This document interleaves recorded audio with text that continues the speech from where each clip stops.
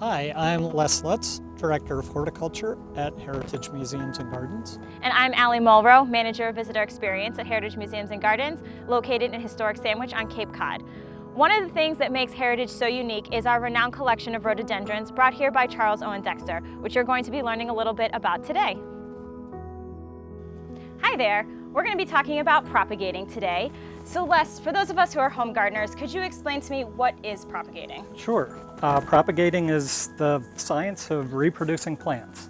So you have one plant and you want to make more plants, and that's what we're going to do today. So what is the best way for me as a home gardener to propagate my plants? The best way is actually cuttings, and most people understand what a cutting is. You can also do seed, and you can also do grafting and layering. But cuttings are really the easiest for the average homeowner.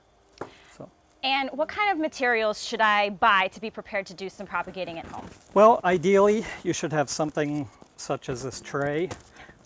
You will need a rooting medium. In this case, it's peat moss, bark, and perlite. Obviously, you'll need plants, and ideally pruners and rooting hormone. And do we have a particular rooting hormone at Heritage that you would recommend? Well, if you go and look at rooting hormones online, you'll notice that they're all numbered, and we usually use number 3 for rhododendrons. But you can also, and this by the way is a powder, which we'll see in a minute. It's a white powder. You can also use this new material, which actually I like a lot better, and it's a liquid. You just dip the cutting in that, and we'll talk about that more in a minute. Great, so maybe you want to show us the process of propagating for us at home. Sure.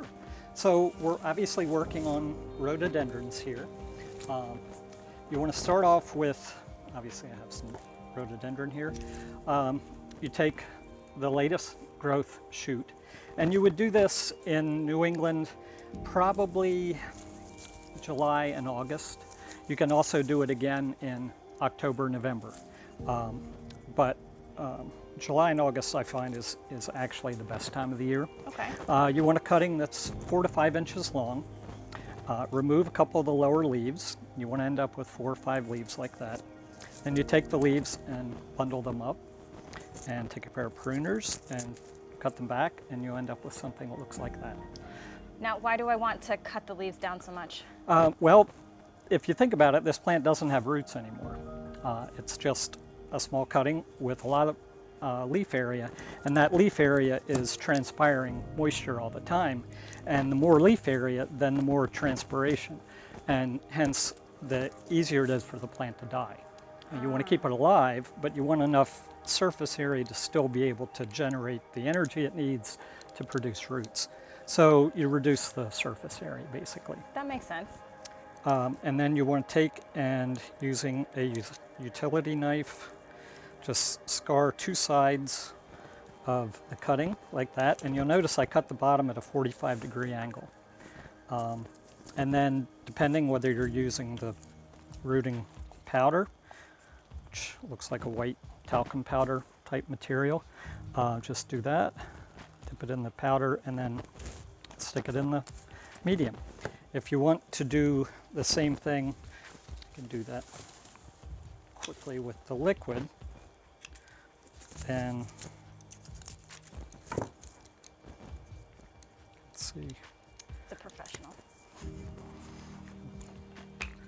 And it's just kind of a purpley pink colored liquid.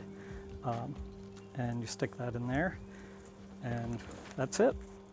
So then we have our tray of rhododendrons that we're going to propagate. About how long is it going to take for these to grow roots? It will take at least 6 months, probably a year. You want to take these and cover them with a tray cover like this, or put them in a cold frame if you have a cold frame. And as I say, you would do this probably July, August in New England. You would obviously water these first. Put the cover on. You want to keep the humidity as high as possible. And then check them for water every week or 2. Keep them in somewhere that's shady, not in full sun. If you have a cold frame, ideally as I mentioned. That's the best kind of an environment. And then over the winter, you want to keep them either an unheated greenhouse, garage somewhere where it's cold but not outside where it's exposed.